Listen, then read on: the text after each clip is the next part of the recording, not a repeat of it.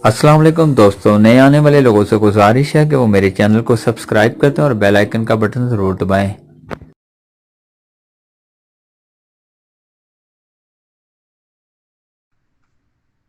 दोस्तों, आज का अमल ढाया छल है और इस अमल को छल इसलिए कहा गया है क्योंकि ये अमल मुख्तलिफ़ शक्ल में महबूब पर असरअंदाज होता है। ये अमल महबूब को आपकी मोहब्बत के मुख्तलिफ वसवसों में मुब्तला रखता है। ये 2.5 मिनट में अपना चक्कर पूरा कर लेता है और महबूब की नींद में खलल डालना और गुज़रे हुए दिनों में वापस लेकर जाना इस अमल की खासियत है। दोस्तों, एक सवाल और आपका है और बहुत ज़्यादा व्हाट्सएप पर पूछा गया है। वो वजीफ़े के मुतालिक पूछा गया है, क्या वजीफ़ा करना ठीक है? हम बहुत ज़्यादा वज़ाइफ करते हैं। तो दोस्तों, मैं बहुत सी वीडियो में ये बात कह चुका हूँ कि ज़रूरत से ज़्यादा कोई भी चीज़ की जाती है उसका नुकसान ज़रूर होता है और वज़ाइफ करना बहुत ही मुश्किल काम है। वजीफ़ा अगर 3 दिन का मिसाल के तौर पे आप कर भी रहे हैं तो 3 दिन आपको एक ही वक्त पर बैठना पड़ेगा वजीफ़ा करने, बिना किसी से बात किए। और ऐसी जगह पर आपको वजीफ़ा करना पड़ेगा जहाँ सिंदरियाँ या कोई तस्वीर वगैरह ना लगी हो, तब जाकर जो है वो आपका वजीफ़ा कामयाब होगा।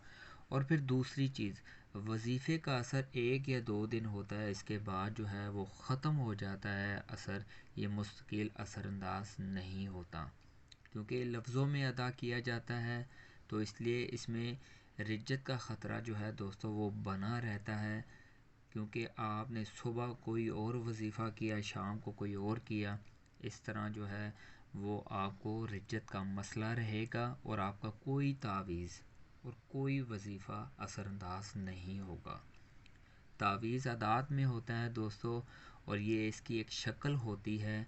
उस वक्त तक असरअंदाज होता रहता है दोस्तों जिस वक्त तक आप इसको फासद ना कर दें, ठंडा ना कर दें, या कोई आमिल अपनी पढ़ाई से इनको ख़त्म ना कर दे। तो ये हैं डेफिनेशन, और इसी वजह से मेरी तकरीबन 500 वीडियो होने वाली हैं और मैंने वज़ाइफ पर तकरीबन 20 या 25 वीडियो बनाई होंगी। इसलिए दोस्तों, मैं ज़्यादा वीडियो वजीफ़े पे नहीं बनाता क्योंकि इसमें रिज्जत का ख़तरा बना रहता है। तो दोस्तों, आप चलते हैं तावीज़ की तरफ। तवज्जो से देख लें कि मैं क्या लिख रहा हूँ और किस तरह लिख रहा हूँ।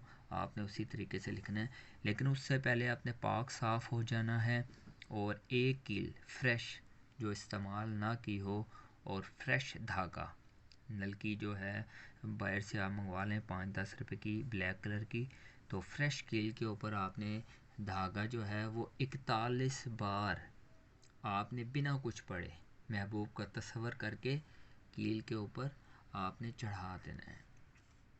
तावीज़ समझ लें दोस्तों, फिर मैं आपको इसका मुकम्मल तरीक़ाकार बताऊंगा। और ये तावीज़ जो है दोस्तों, महबूब की शादी में रुकावट, सफरी बंदिश, और अगर आपके महबूब का किसी और से नाजायज़ रिश्ता है तो ये शहवत बंद कर देगा उसकी। और ये अमल जब आप ख़ुद फासिद करेंगे तो फासिद होगा, इसलिए ये छलावा है दोस्तों। तो यहाँ मैं आपको तावीज़ बताता हूँ दोस्तों, जिस तरह मैं लिखूँगा आपने उस तरह लिखना है, और फिर जो तरीक़ाकार होगा आपने उसी तरीक़ेकार पे चलना है। ये दोस्तों 3-4 तरीक़ों से अपना असर दिखाएगा। ये 3-4 तरीक़ों से किया जाएगा दोस्तों। आंसर इसके चारों हैं, तवज्जो से आप पहले तावीज़ देख लें। दोस्तों, सबसे पहले तो आप इस तरह लकीर लगा लें एक।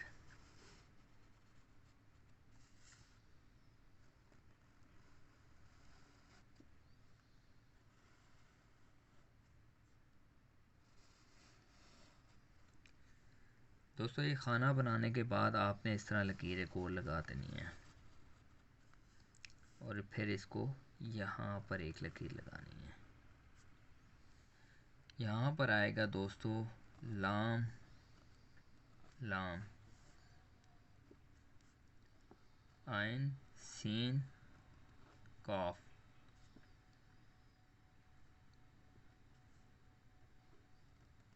फिर काफ,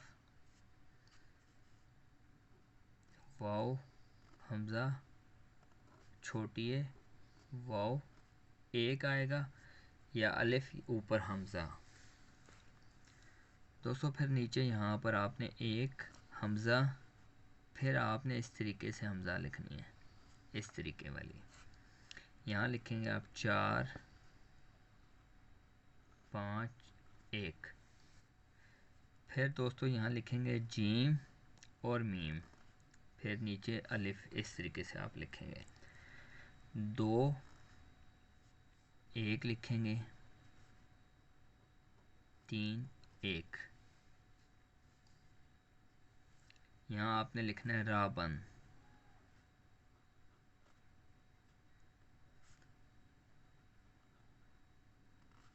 सफ़र बंद,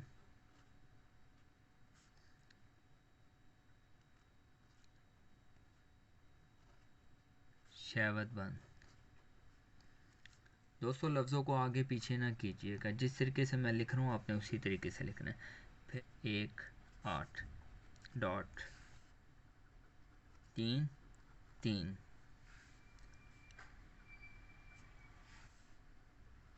5 1। मशरिक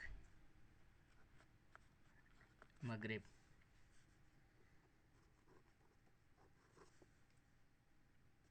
शुमाल जनूब। यहाँ ज़रब का निशान है। ये दोस्तों मैं फिर कह रहा हूँ, ये चाल के साथ तावीज़ है। आप आगे पीछे अगर लिखेंगे इसका असर नहीं होगा, आपका वक्त ही ज़ाया होगा। अलहोब अगर लड़का कर रहा है, लड़की का नाम, बिनते वालदा का नाम। नीचे अलहोब लड़का अपना नाम लिखेगा, बिन लिख के अपनी वालदा का नाम लिखेगा। अब दोस्तों यहाँ से आप दूसरी बात समझ लें, ये 4 तरीक़ों से किया जाएगा। चारों तरीके आपके जहन में होने चाहिए, क्योंकि अगर आप भूल जाते हैं, महबूब आपसे राब्ते में तो रहेगा, आपसे मोहब्बत का इजहार भी करेगा, लेकिन आपसे शादी नहीं करेगा अगर आप ये 4 चीज़ें भूल गए। नंबर 1 चीज़, इस तरह आपने तावीज़ को फ़ोल्ड करना है दोस्तों, हाथ बचा कर आपने कील इस तरह लगा देनी है, और किसी ऐसे दरख्त पे आपने ऊंचा करके इसको पहले तो प्लास्टिक में बंद कर देंगे और फिर बाद में कील लगाएंगे, और किसी ऊंची जगह पर जहां आपका हाथ चला जाए उस दरख्त पे इस कील को लगा देना है आपने तावीज़ समेत।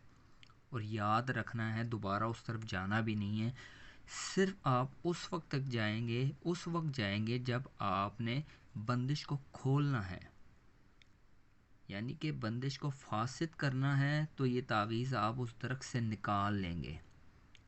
उससे पहले आपने वहाँ नहीं जाना। बंद है महबूब, बंद रहने दें। शादी बंद है, सफ़र बंद है, शहवत बंद है। अगर वो किसी से नाजायज़ रिश्ते में है तो शहवत भी बंद है। ये आपकी मर्ज़ी है कब आप ये चीज़ खोलना चाह रहे हैं। अब दूसरी चीज़, दूसरा तरीका समझ लें। इसको इसी तरीके से प्लास्टिक में बंद करेंगे, इसी तरीके से कील लगाएंगे। घर में ही अगर कोई बाहर नहीं जा सकता तो मट्टी में दफन कर दें, लेकिन उस मट्टी में पानी नहीं डालना। अगर खाक में इसको बंद किया हुआ है तो ऊपर से पानी नहीं डालना आपने। फिर आपने वो जो दरख्त में लगाया था वो भी जहन में रखना कौन सा दरख्त है। फिर आप घर में अगर किसी मट्टी में दफन कर रहे हैं तो वो जगह भी आपने जहन में रखनी है। ऐसा नहीं है कि आप बार बार मट्टी को खोल के देखें कि तावीज़ है या नहीं, ऐसा भी नहीं करना। सिर्फ उस वक्त जाना है जिस वक्त आपने बंदिश खोलना हो, तो मट्टी से निकालें, किसी नहर में बहा दें। दरख्त वाले भी यही करें, किसी तेज़ नहर में बहा दें। अब इसका तीसरा तरीका सुन लें दोस्तों। तीसरा तरीका ये है कि आप इसको जला दें कील समेत, किसी प्लेट में रख कर आग लगा दें। फिर उस राख को आप किसी प्लास्टिक में डालें और अच्छे तरीके से उसे स्टिच कर दें, बंद कर दें, और फिर किसी ऊंची जगह पर घर में छुपा कर रख दें, क्योंकि आपको ये उस वक्त ज़रूरत पड़ेगी जिस वक्त आपने बंदिश खोलनी हुई। क्योंकि आपसे सिर्फ वो महबूब राब्ते में रहेगा, मोहब्बत करेगा, लेकिन शादी नहीं करेगा। शादी कब करेगा? जब आप ये बंदिश खोल देंगे। जब आपको लगे वाकई अब बंदिश खोल देनी चाहिए, वो आपसे शादी के लिए रज़ामंद है और बस शादी नहीं हो रही किसी वजह से, वो यही रुकावट है, तो आप इसको फिर फासद कर दें, तेज़ पानी में बहा दें। और चौथा तरीका आप सुन लें, ये 4 आंसर मैं मुख्तलिफ़ लोगों के चारों आंसर का बता रहा हूँ। ये ना हो कि आतिशी वाले भी जो हैं वो बादी कर रहे हों और बादी वाले आतिशी कर रहे हों या खाकी कर रहे हों। तो ये मुख्तलिफ़ लोगों के लिए है जिनके महबूब के आंसर मुख्तलिफ़ हैं। अब इसका चौथा तरीका सुन लें। चौथा तरीका यह है कि आपने छोटी सी कांच की बोतल लेनी है, प्लास्टिक की नहीं लेनी। बेशक वो इस्तेमाल की हो घर में, उसे धो लें अच्छी तरीके से। उसमें पानी डालकर ये आधी आपने यानी कि बोतल में पानी डालना है, फुल नहीं करनी। आधी बोतल में पानी डालकर ये कील और तावीज़ उस बोतल में डाल दें और कैप बंद कर दें और ऊंची जगह पर रख दें जहां पर किसी की नज़र ना पड़े।